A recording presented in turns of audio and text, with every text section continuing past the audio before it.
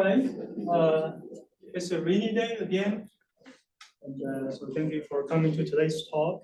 So today we're very happy to have Dr. Miao Yin as our speaker. So Dr. Yin is an assistant professor in the Department of Computer Science and Engineering at the University of Texas, Arlington. So Dr. Yin obtained his PhD at Rutgers University. His research interests include on-device machine learning, low-rank tensor decomposition, efficient AI hardware and system design, and AR and VR. So he has published many papers at top conferences and journals, including US+, ISCA, NeuralInks, ICML, AAAI, CVPR, IROS, and ICCAD. So he has also conducted research in industry research labs, so like Google Research, Amazon AI Labs, and Samsung Research America. So today he's going to talk about higher-order tensor decomposition. Well, I believe in particular connection with hardware. Okay, so let's welcome our speaker. Thank Amo for your introduction, and thank you for having me here. Today, my topic is towards efficient artificial intelligence with high-order tensor decomposition at scale. Okay, I will talk about this topic from algorithm, hardware, and applications. Okay, so currently, artificial intelligence becomes increasingly important in our daily lives, as it can provide great convenience and innovative technology. For example, in self-driving cars, AI can process the complex environmental data gathered by the LiDAR and camera system, and we can use some smart lens to recognize the unknown objects in front of us, and then get the related information automatically from the internet. However, with the increasingly large amount of available data and the pursuit of more accurate prediction, existing AI models are getting larger and larger. This figure shows the computational cost for existing popular models. The blue line shows the AI models for CV, NLP, and speech is getting larger at the rate of 15 times every 2 years. And the transformer model is getting larger at a rate of 750 times every 2 years. But on the contrary, we can see that Moore's law, which illustrates the computational power of existing hardware, is developing at a rate of only 2 times every 2 years. So let's look at the model size trend. The red line shows the size of transformer-based model is expanding at a rate of 240 times every 2 years. On the contrary, the memory size on a single GPU is developing at a rate of only 2 times every 2 years. So these two figures demonstrate that the existing computational resources is already lagging behind the development of AI models. Absolutely, to solve this computational resource challenge, we can enable huge AI models by using more and more GPUs. However, this solution would have a very negative impact on our environment. This survey is provided by MIT in 2019, which demonstrates that training a single AI model can emit as much carbon as 5 cars in their lifetimes. And quantitatively, they measure the carbon emission for like random trip flight and our human life. We can see that training a single transformer has a very terrible carbon footprint, and it may cost more than like millions of dollars. So I think everyone would know currently use ChatGPT, right? Which recently shows very promising performance on question and answering, and give give us a huge help for our work and life. But the problem is that to train the backbone model GPT 3.5, where there are 175 billion parameters, to well train it on the large amount of data, we need more than 10,000 GPUs. After well trained this model, when we deploy it on the production, for every single inference, it will cost like more than 1 cent. So overall, the monthly cost would be more than 3 million. And more importantly, these models are currently running on the server.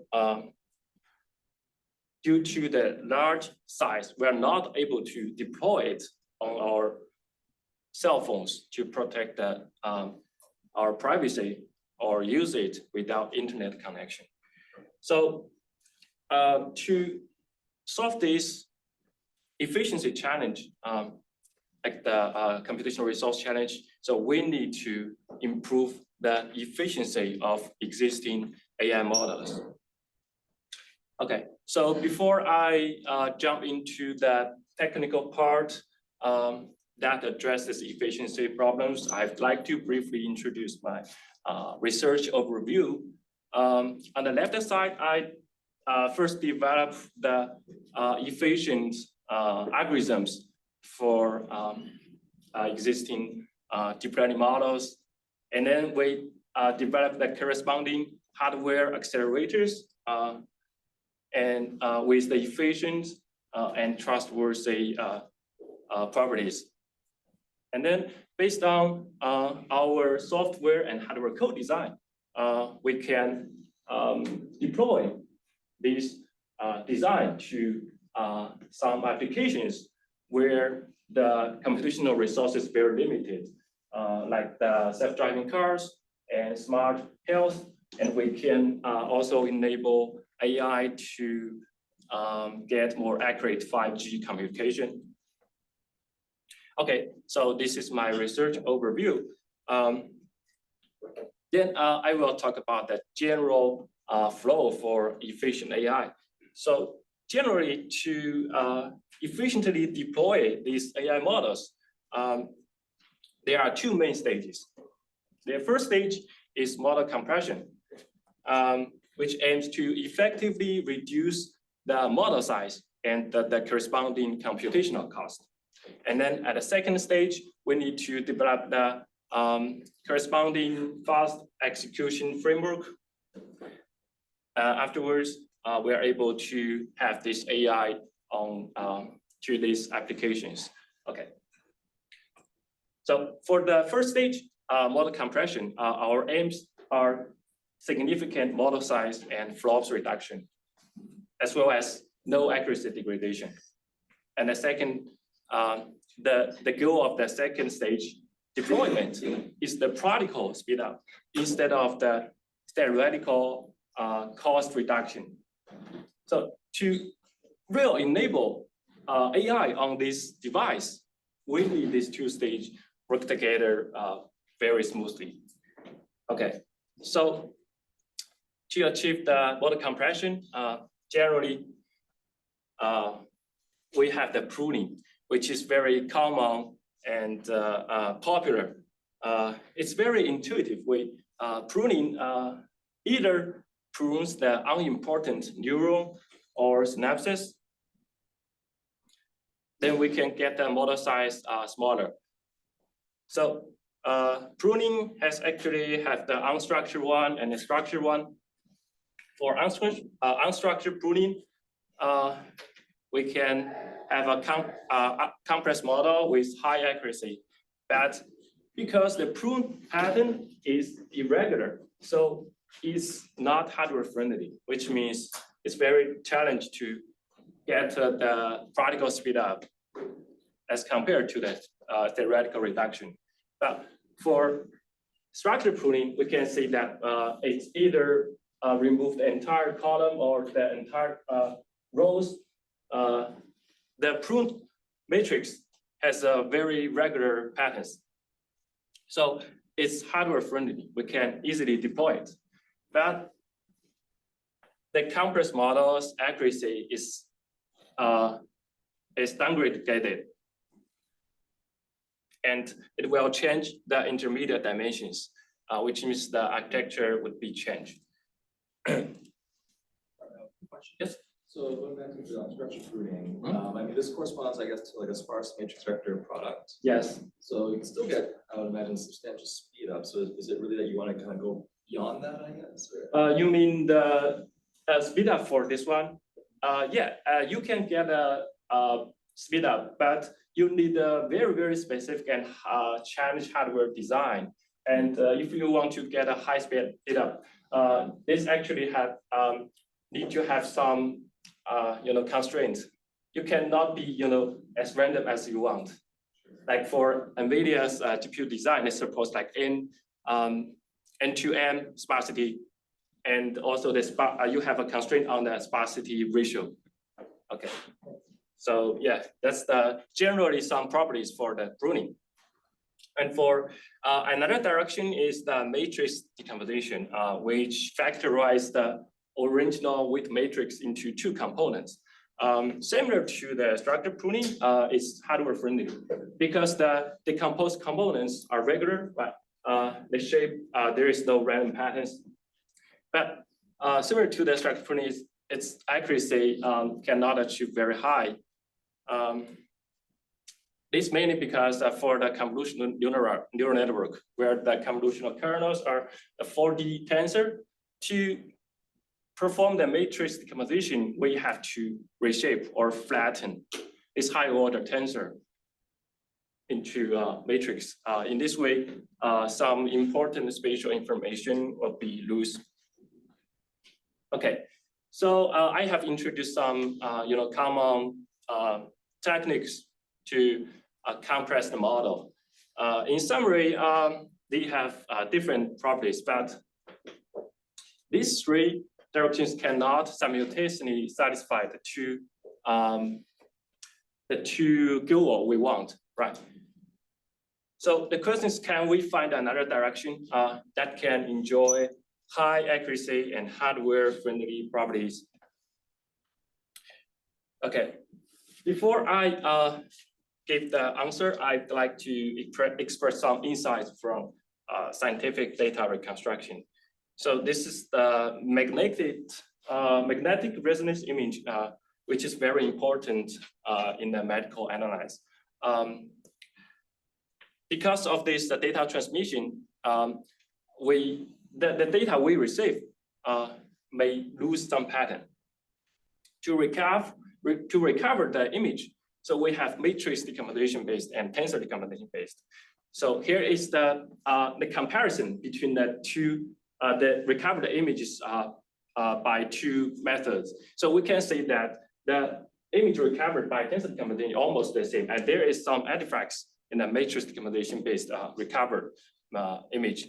So this is because tensor decomposition can leverage multiple dimensional correlation, but if you want to recover the image using matrix decomposition, we have to explore the like unidimensional correlation slice by slice.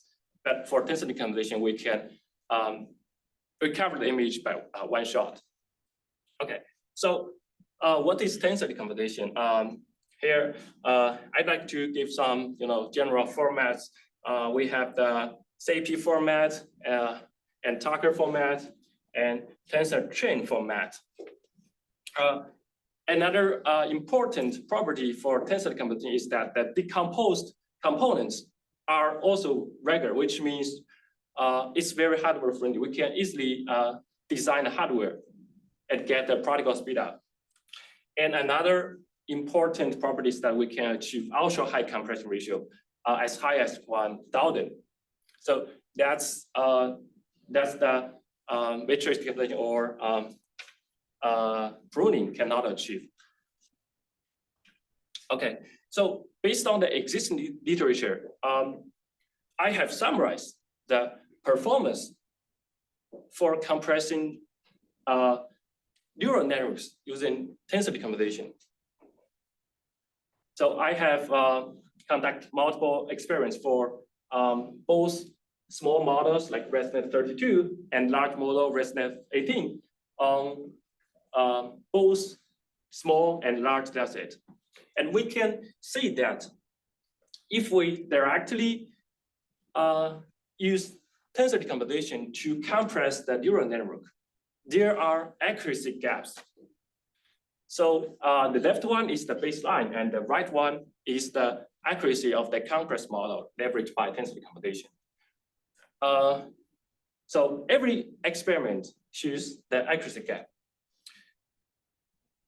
So the question is, we have known that tensor decomposition has a very high performance for traditional image reconstruction, but why there is an accuracy gap if we shift the tensor decomposition to the neural network compression field? To answer this question, we go over the regular compression procedure with tensor decomposition. For the pre-trained model, we first perform that tensor decomposition and decompose it to tensor format, whose size is much smaller than this pre-trained model, well, the baseline model. Okay, then we perform the retraining on this model. So this is the regular process, and actually, at this step, we perform the tensor decomposition onto the original weights, which are generally full rank. We actually decompose a full rank tensor to a low rank tensor. This would cause the significant approximation error. So we guess that this approximation error is the main reason that caused the accuracy gap. So to verify our guess, we analyze the training curves. So we start at the pre-trained model, right, which is generally full rank. Then we decompose it. This significant approximation error would cause the compressed model at a very bad starting point as compared to the baseline's accuracy. Then, due to the limited capacity of the compressed model and the deeper architecture, even after long time retraining, this accuracy would not get recovered to the baseline model. So we believe this is the main reason that caused the accuracy gap. Okay, so yes. So for that compressed model, is that loss-free? What do you mean loss-free? That means you can recover the original tensor. It's not to recover the original tensor. It's we actually train the model using the same data set. We used gradient descent. Yes, I mean the decomposition you showed in the previous slides. This happens. I just wonder if there's any information loss. Yes. Probably. Yes. That's why there is an approximation error. So that's because this is a full rank, this is low rank. The approximation is taken in terms of the recovery. Yeah, like you recover this model back to the full rank model. Then there is like information loss. So that's the approximation error. Yeah. That's right. A related question. So when you're doing the bidding there, you're bidding with respect to least squares, entry-wise loss. Yeah.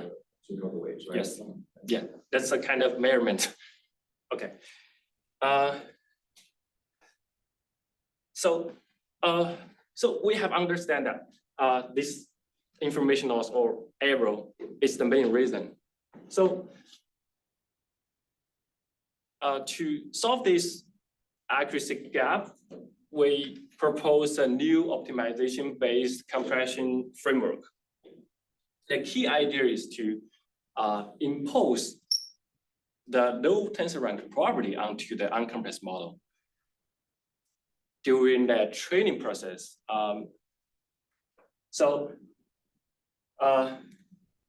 We have an uncompressed model. Instead of we directly decompose it, we first impose this property during the training process. At this time, before the decomposition, we train this model again with this constraint. Then we can utilize the full capacity of this model. And because after this enforcement,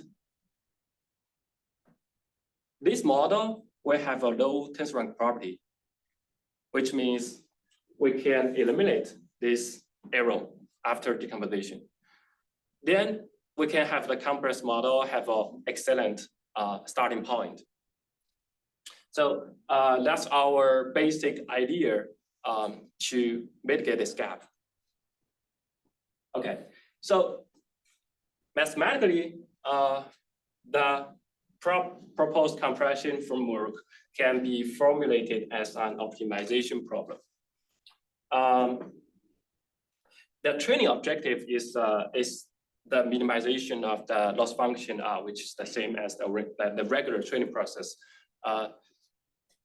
The only difference is that we add this constraint. We restrict the rank of the weights to be smaller than our target ranks. Okay, but the problem is that at this constraint is non-differentiable. We're not able to directly put this constraint to existing deep learning framework like PyTorch or TensorFlow. So it's challenging to solve using the existing training framework. So to solve it, we reformulate this original optimization problem to another form. We introduce another auxiliary variable and the indicator function. This indicator function is actually to restrict this variable to be low rank, because if the rank is higher than R, that loss will get infinity to the original function. Okay. So with this reformulation, we can easily solve it with ADMM. Yeah. Sorry, what is S? Sorry, S is the set that satisfies this constraint. I didn't. I'm sorry, I didn't get some caption here. Yeah, you can just consider that this is same as this. Yeah. Just. So we showed on the previous slide retraining. So in that retraining step, presumably they've also solved a similar optimization problem. No. In that case, are you working with the factor matrices directly? Yes, we're working on the factorize the components directly. We don't have any optimization process at this step. We just no, sorry, the retraining for the other, like the regular or the traditional way of doing this. Yeah. Right, you described that with retraining doesn't work. But they're solving it by using this sort of optimizing with the factor matrices, I guess. Yeah. Right. Yeah. I see. So I guess presumably you can do the same thing in this context as well, right? Is do the optimization not on the weight tensor matrix, but directly on the factors, right? On the factors, because the factor is already low rank. Yes, right. So yeah, because after you get that format, we've already lost information. Yeah, so that's why we need to do optimization on this model instead of that model. Right, but I believe what you've written there as optimization problem is equivalent to working directly with the factorization. Maybe there's something I'm missing. Yeah, that's mathematically right, but for neural network training, that's different. Because you train this model, because that's a black box, it's very complicated. But if you train this model, this is the the original model, but you can have a higher capacity that's a complex, but I cannot, explain it mathematically, but, that's the, empirically, we found that if we train this model, we can get higher accuracy. And particularly using ADMM. Yeah. If we like gradually impose this low rank property onto this model, then we can get higher accuracy. If we directly like get a low rank model, then we have a significantly drop immediately. So yeah, yes. I might have questions. Go ahead, sorry. So maybe you're going to talk about the later. So do you train this using gradient-based cycle? Yes. You mean this one? No, the next one. Next one? Solving that is. Yeah. So actually, with ADM, we factorize the original problem into two subproblems. So I will explain this training in this slide. Yeah, please. A couple of years ago, there was a paper where for the full rank model, during training, you could train the full rank model with the low rank adaptation. So you could train the full rank with the low rank parameters in mind. Did you do any experiment with comparing the full rank with low rank parameters in training versus your model where it was low ranked already and then optimized? What do you mean on the full rank with low rank parameters? So you have a full rank uncompressed model, and then you could during retraining you could train it with the low rank parameters. So you wouldn't have such a big accuracy loss when you convert from full rank to low rank. Yeah, that's why that's what we are solving. That's we actually to reduce this error. So that's why we need to impose the low rank property onto this full rank model. Oh, okay. Yeah, maybe we can discuss after this. Okay, so yeah, then we can write this corresponding augmented Lagrangian form, right, with this reformulation.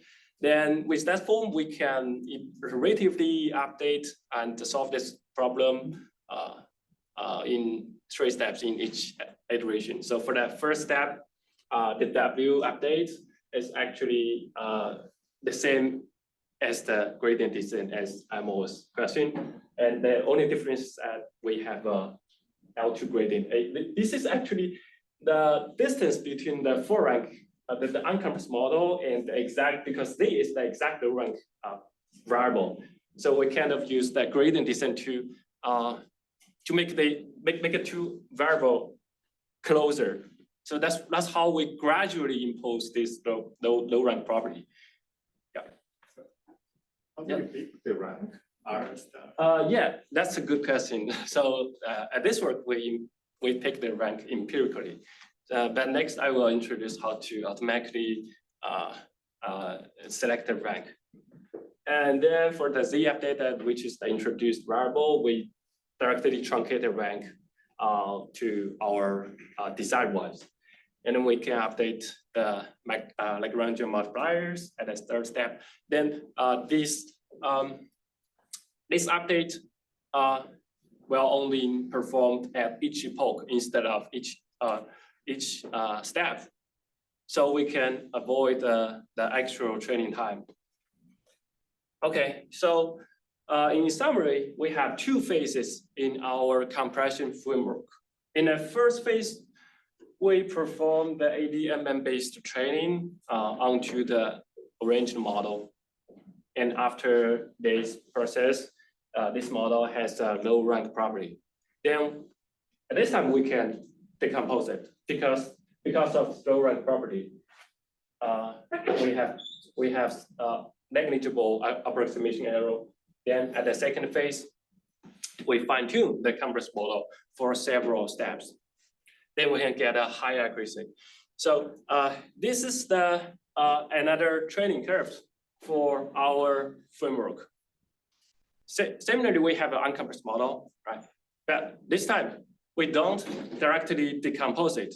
we perform another ADMM-based training process to impose the low rank property.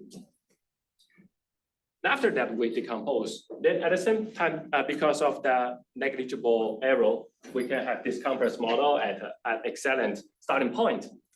Then after several steps of fine tuning, we can get a very high accuracy on the tensor format compressed model, which is even higher than the baseline. Okay, so this is our basic compression framework with this optimization process. Okay, so so the question is right, how to select the ranks? Actually, for the tensor ranks, which is very different from the matrix rank. Matrix rank is a scalar for each layer, but tensor ranks are tuple of scalars for each layer. If we search the best ones, the search space is exponentially larger than matrix rank. So the problem is, can we automate this compression framework adaptively to select proper tensor ranks? Okay, so so tensor ranks directly decide the model size of the compressed model. So actually we want the tensor ranks as small as possible, right? If we can maintain a high accuracy, we want the tensor ranks as small as possible. So this time we can directly remove the hard constraint and we change it to the tensor nuclear norm. And we add this term to the loss function. Actually, the tensor nuclear norm is like a convex surrogate of tensor ranks. Then we add another constraint on the overall number of parameters. So this is the reformulation of the previous one. So as compared to existing rank selection strategies, we like perform progressive search and adjustments after one and one for training. And with this formulation, we actually incorporate this rank selection to this training process. So we can complete that rank selection and the low rank property imposed during the single training process. And another advantage is that the compressed model size is always under our overall budget. Okay, so to solve this problem is very similar to the previous one. There's only difference is that the Z update it's a tensor rank constraint, the truncation.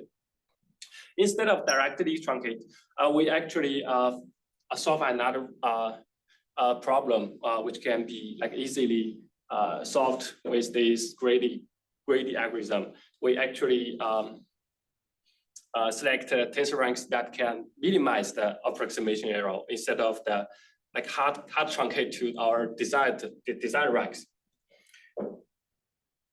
Okay, so with this reformulation and this optimization in this updated framework, we still have two phases. In the first phase, we similarly to the first one, we train with this ADMM with the only differences that we automatically select the rank, and then we impose low tensor rank property. And in the second phase, we fine-tune the compressed model for several epochs. We can see that we plot the training curves in the first phase, and we found this is the actual number of parameters. We found that it's always under our budget. So these are our proposed optimization-based compression framework. And we conduct comprehensive experiments for multiple models on the large-scale data set. This one shows the experiments result for Resident 50 on ImageNet. We can see that compared to existing solid masses, our framework outperforms all the existing ones. Okay, to here I have introduced all the algorithm level framework to achieve the extremely efficient neural networks based on the tensor decomposition. Okay, next I will introduce how my works improve the particle speedup. To evaluate the particle speedup of the compressed model, we test its runtime on existing popular GPUs.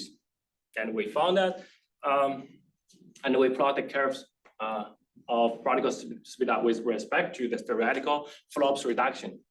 We found that there is always a gap between the theoretical speedup and the particle speedup.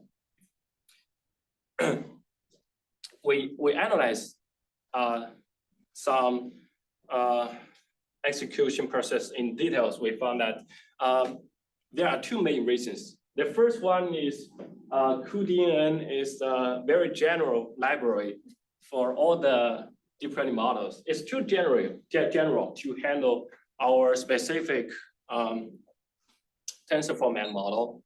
And the second reason is that the tensor ranks are selected based on the arrow instead of the particle factors. So it might not be suitable for existing library.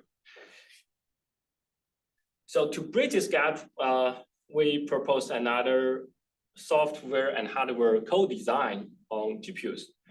And we optimize the tensor format convolutional library and design a code generator. So basically, this is the framework. I think the most different part is here. After we optimize this kernel on GPUs, we test all the possible and good rank combinations. Then we get this runtime table. Instead of choose the tensor ranks that can minimize the approximation error, we balance the particle speedup and the accuracy. We find the good ranks that is suitable for the hardware. Then we get it back to our ADM-based training framework. Then after that, we can get a compressed model, and with our library, we can get a highly accelerated model on GPUs. We have tested the performance of our code design as compared to existing machine learning-based code generator TVM and their regular cuDNN. It is seen that our accelerator outperforms all the existing ones. And we draw the speed up curves for multiple different models. We can see that our code design indeed mitigate this gap between the theoretical speed up and the particle speed up. Okay, so this is the work for GPU acceleration. This figure shows some characters of different computing devices in terms of flexibility and efficiency. Actually, in some cases, we did this application. Actually, a GPU is a very general device that can satisfy all the applications. But in sometimes we need this hardware specific design for the application, one application. So in this case, the GPU is not enough to achieve extremely efficient computation.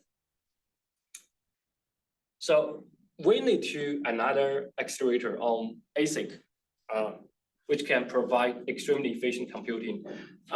So this part may be a little bit hardware, so I will go through quickly.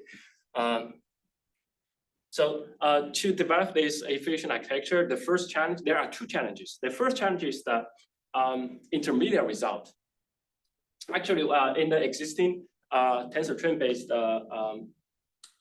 compression for a fully connected layer, we found that intermediate results are even larger than the input and output because we actually decomposed the original matrix multiplication to a lot of or a series of tensor products. So between each tensor products, we have the intermediate result. We found that these results are even larger than the input and output. So this may cause actual memory cost. So we need to make actual memory cost to save the intermediate result because it's larger than the input. Previously, if the intermediate result is smaller than the input, we only need the maximum memory cost would be the input or output. But if the intermediate result is greater than the input or output, we need extra memory. Okay, so for this question, we changed the computational scheme. We further factorize the computation into two phases. The first phase is animation phase, and the second phase is expansion phase. In the animation phase, the intermediate result is decreasing from the input. And in the second phase, the intermediate result is increasing. So decreasing and increasing, which means the intermediate result is always smaller than the input or output. So this algorithm level design can mitigate that problem. And another challenge is the data movement. So I have introduced that there are several tensor products in a single layer, in a single decomposed layer, right? Regularly, we have to store the intermediate result after each tensor product, which means we need write the result back to the memory. Then at next product, we need to read. So write. So we will introduce actual data movement from the memory. Okay, so this may cause the undesired speed up. So to solve this problem, to reduce data movement, we propose a so-called look-ahead processing. So basically, we fuse all the computation together. Then we can get this one and compute and back. So we only need to read and write. Okay, so this is the hardware, the ASIC design. We have also conducted the experiment on the existing popular workload and compared to existing SOTA accelerators like the EIE, which based on the sparsity, we can say that our code design can provide a tens of times speed up and outperforms existing accelerators. Okay, so I have introduced the algorithm level and hardware level code design. And next, I will introduce some interesting applications driven by my research. So the first one is the fast fine-tuning of diffusion. Diffusion model is a generative model which is very popular and is helpful for art creation. We can easily add some art effects to our videos or images. For example, we can ask this model to generate images. We can give it a 10 sentence, like a dog is reading a book. Then it will generate this image. But the problem is that the generated image is based on the pre-training data set. If our own dogs doesn't appear in the pre-training dog data set, it is not able to generate our own dog. So if we want to ask it to generate our own dog, we have to conduct another fine-tuning process. Okay. Then after this fine-tuning, we give this sentence it will generate that image based on our provided image. Okay, but the problem is that fine-tuning process is extremely slow because there are 1 billion parameters in a diffusion model. And actually this is a denoising process. At each training step, there are 1,000 denoising steps. So these reasons will finally cause the extremely slow fine-tuning process. Okay, so to solve this slow process, we propose the fast low-rank fine-tuning. Instead of fine-tuning the entire model, we actually construct a new model with a low-rank property. So we directly construct a new low-rank model. And then what we fine-tune is the low-rank model, which is very lightweight. Then we can calculate this fine-tuning, and after that, we reconstruct the low rank to the full, to the original model format. Then we add this model back to that model. So with this design, we have successfully reduced the original parameters from 1 billion to 1.6 million, with about 600 times speed up. We have tested the actual performance as compared to existing fine-tuning framework. We can complete this fine-tuning within 3 minutes in a single A6000 GPU, which is much faster than the other 2 works. Okay, so this is the fast fine-tuning work for the diffusion application. Okay, another application is the video quality assessment. So this is the research I have completed at Google. So video quality is a very important metric at the entire YouTube video processing pipeline. With this quality score, we can improve video compression, video transcoding, video recommendation, and video ranking. So we actually want to recommend users some videos with higher quality. So the quality, how to measure the quality efficiently, so that's very important. So what is quality, how to measure it? So in production, we use the scalar from 1 to 4 to rate its quality. The left one is blurry. We can see that it's a gaming, right? That is blurry, so it should have very low video quality. But the right one is very professional rendering, so its quality is much higher. So we can use this value to measure it. So previously, before the artificial intelligence era, this measurement is based on some traditional signal processing method. But currently, YouTube is developing the AI-based quality assessment framework. So this is the existing framework already deployed in the production. So we can see that there are 3 sub-networks responsible for different perspectives.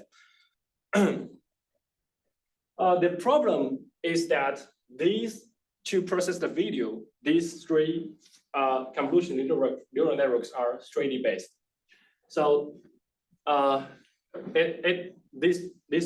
these networks have extremely huge cost. And there are PB level new videos to be processed every day. So in the production, they actually downscaled the original high resolution video to low resolution. But even with this, the actual cost is still 10 times higher than the TPU quota assigned to YouTube department. So we have to solve this efficiency problem to really deploy this framework and in production and save the cost. So to solve this problem, we shift the framework from convolutional neural network to transformer. So for a single video, we tokenize it to multiple cubics. And then instead of process all the tokens, we develop a quality essential sampler, which is lightweight. Then we can sample several tokens, important tokens, then discard all the others. Then we can get these quality essential tokens to the transformer model. Another design is efficient design that we found that after sampling this layer, the first projection layer becomes a bottleneck. So we leverage the tensor decomposition to decompose this layer. So this is our design, and the last layer is MLP to predict the quality score. So with this design, we significantly reduce the computational cost, and we have compared our end-to-end framework to all other AI-based or the traditional ones. And we can see that with the significant flops reduction, our framework has no accuracy drop. Then we successfully reduce this cost by 1,000 times, which is largely satisfy this TPU quota assigned to YouTube. Okay, so this is one of my work developed at Google. Okay, so last I will introduce the existing the current work I'm working on. I'm developing the efficient AI-based scientific data compression framework. Data compression actually is a traditional topic which is very common in our daily computer usage. You will do ZIP, right? And JPEG is also it's an image compression method. So generally for data compression, we have two directions. The first one is lossless for text and program. Another one is lossy compression, like image or video. So they have different properties. And we can imagine that lossless, absolutely lossless has a high reconstruction quality, but then we cannot achieve high compression ratio. Vice versa, loss compression. Okay, so this is the comparison among the original lossless and lossy. We can say that it's blurry for the reconstructed image provided by lossy compression. Okay, so let's shift it to the scientific data. This is the illustration for cosmic simulation data. It will generate 21.2 PB when we simulating this amount of particles for just 500 steps. So this is actually the very, very huge amount of data. So we generate the simulation data, we have to process it on the supercomputers. But due to the limitation of the I/O bandwidth and the storage of existing supercomputer system, we are not able to handle such amount of data. Okay, so we have to compress this data, and this is the existing popular lossy compressor like ZFP provided by some national lab. But the problem is that even we can highly compress this data, but in some cases the reconstruction quality is not desired. So we may lose some important points, and which may hinder the scientific discovery. So to improve the reconstruction quality, some researchers attempt to leverage AI to solve it. Okay, so but this field is rarely investigated. So this is one of an example existing framework. So basically, we use a large amount of data, train a large neural network. Then in the compression process, we have a if-else condition. If the prediction of the neural network is better than the conventional lossy compressor, we use the neural network. But if it's worse, we use the existing conventional compressor. So there are three main problems. The first one is the training process costly. We have to train a unified network, which is very large, like more than 100 million. So actually, the objective is to compress data if we store this large amount of model, right? So we would significantly, the compression ratio to significantly reduced or downgraded. And another one is the complex if-else condition. So it's very complicated for existing network, existing framework. So to address these challenges, we propose a new group-wise learning-based lossy compression framework. So in our proposed framework, we first partition the scientific data into multiple groups. Then we initialize multiple very lightweight DM models. And each one is only responsible for one group. And we can parallelize this training process and the lossy compression process, which means when we do the lossy compression process, we simultaneously train this lightweight neural networks. Because of this lightweight nature, we can complete training very fast, and there are no data dependency, so we can simultaneously and complete this training process very fast. Then after this compression process, we attach these models to the compressed data. And for the reconstruction, similarly, we first detach and we use the output of the lossy compressor as the input of each neural network. Then we kind of like enhance the using this well-trained neural network. We kind of enhance the output of the lossy compressor with our well-trained lightweight models. Okay, so this is the basic design.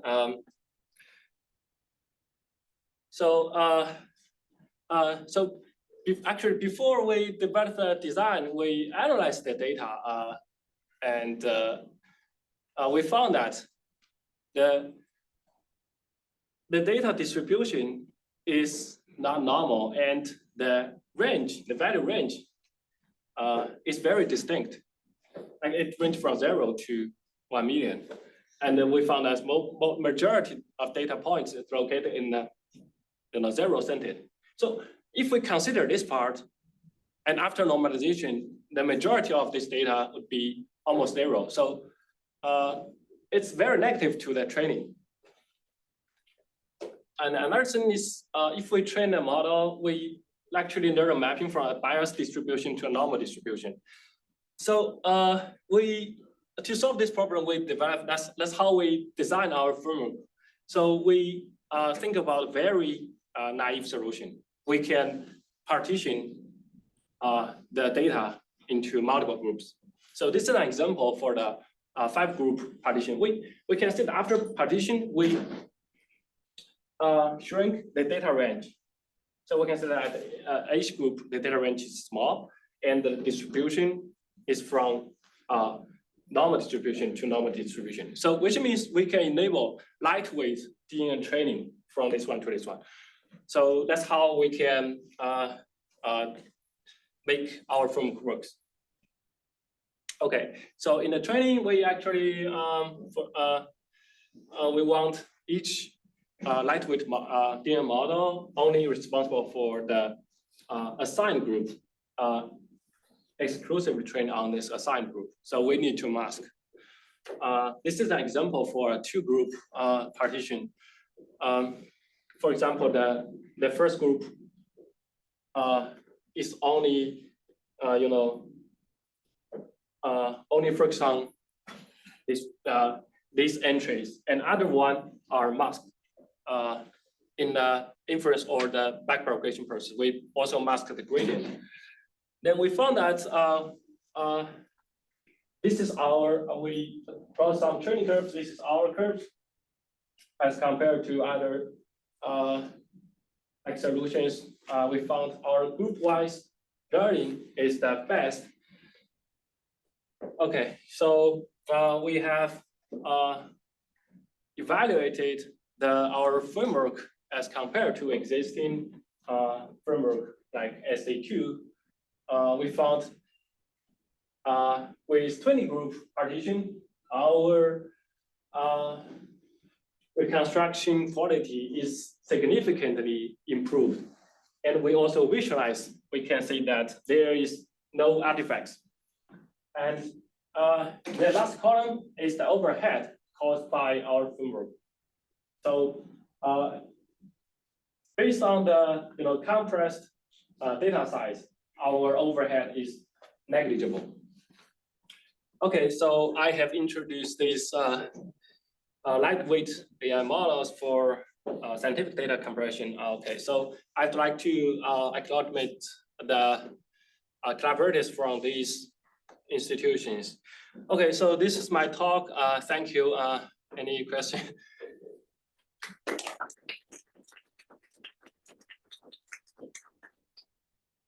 Thank you. And do you have any questions? Other questions?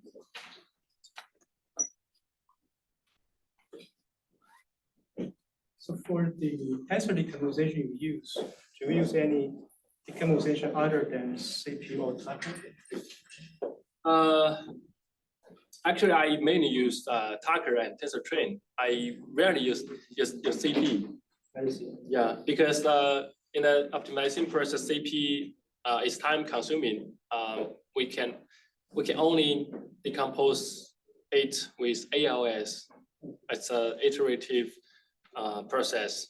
But for other one, we can use SVD, which we have the mature software package provided by open source. So we can complete Tucker and TensorTrain very fast. Yeah.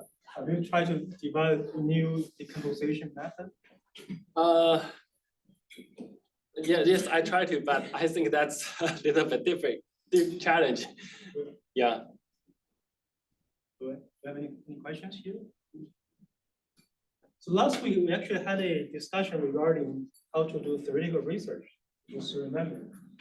So I'd like to comment on that. You can still have amazing research involving heavy mathematics without much proofs. You want to think about that if you're interested in theoretical research. All right, so with that, that'll be all for today's talk.